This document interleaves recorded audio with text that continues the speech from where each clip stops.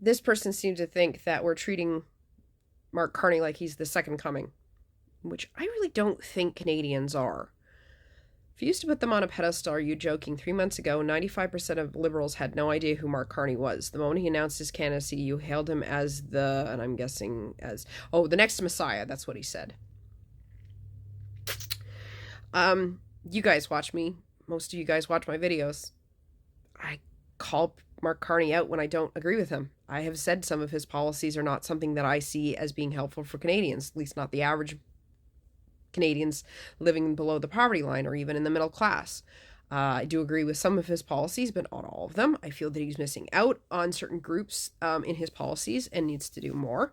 I called him out when the Paul Chang thing happened. I do not put him on a pedestal, and I don't think most Canadians that support him do either. I think Liberals tend to be more level-headed in the fact that we understand politicians are politicians, and even though he's not a politician, he will become one, and we can't trust what everyone says 100%, and we need to know that they're not perfection. They are, they're not infallible. They are going to not always do things that we agree with. I also think that it's kind of funny that a bunch of conservatives are trying to say that we're the ones putting Carney on a fucking pedestal, when literally there is not a single thing that Poilievre can do wrong in the minds of most of the supporters that I talk to. There's just not one person that can ever admit that he's done something wrong. They'll go on about Mark Carney and the these Chinese election interference thing, right? Yet Poilievre had Indian interference, and neither one of them really amounts to a hill of beans. Neither one of them actually affected the current election or the leadership election for Poilievre. But they'll call out Carney's and say nothing about Poilievre's. I was watching CBC this morning. They talked to a few people outside the rally as people were walking. One woman just absolutely parroting the usual points. Oh, well, I used to vote Liberal, but since the destruction that the Liberals have caused over the last 10 years, I can't vote for them again. Gee, where have I heard that 100 times before?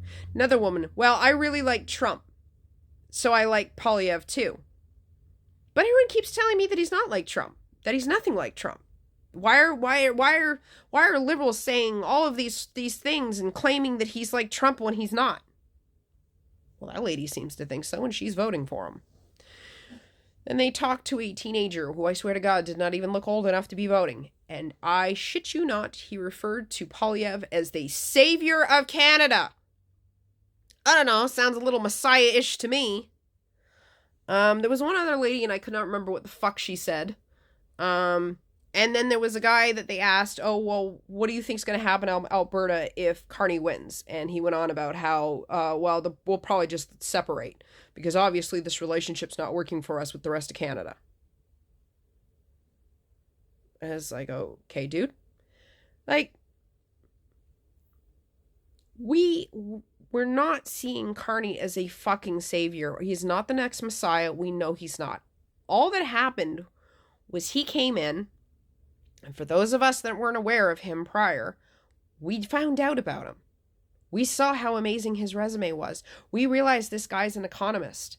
We realized that he's the type of guy that we're going to need going into all of this shit with Trump. I guess we're in the middle of it now.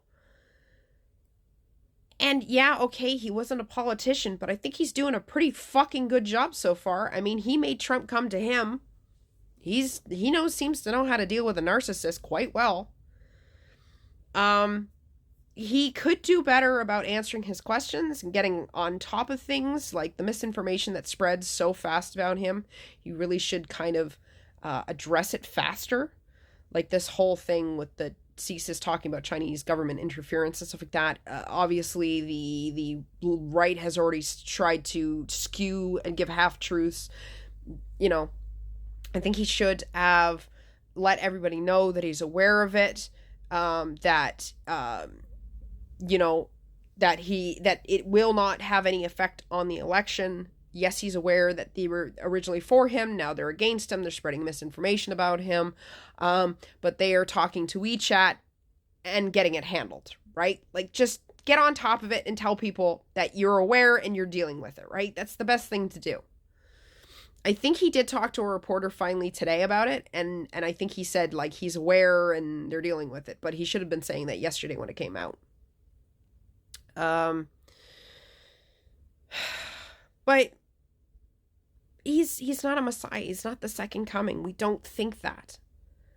I mean, you guys want to talk about Poilievre and his bigger rallies. Well, doesn't that mean that he's got more of a mass following and they all think he's the second coming?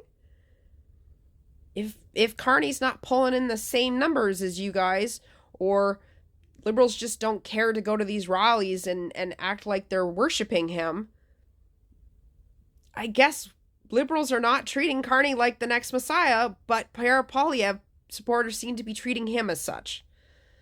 So this is a case of, like, the pot trying to kill the kettle black sort of here, like, which I hate that saying, but it's the only way to describe it. It's like the dog trying to tell the cat, you're fluffy. Like,